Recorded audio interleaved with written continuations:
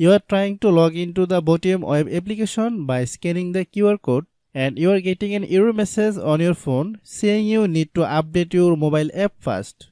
This video is for you. I will show you a simple and quick solution to fix this issue and successfully log into the BOTIM web app on your laptop or PC. Watch till the end to see the fully step-by-step fix.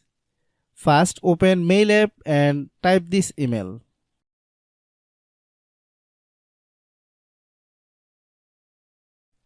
Write your name here.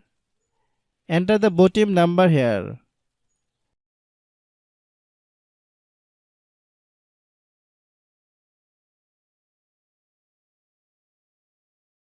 Enter the subject name, not able to log into my BOTIM web account.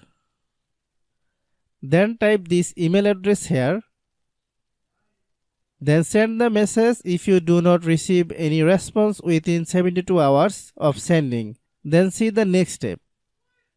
Search for Play Store in the browser. Then search for BOTIM app.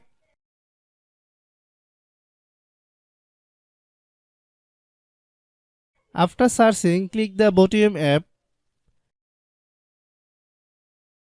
Then click App Support. You can see the email address here. Send this message to this email. Hope you understand.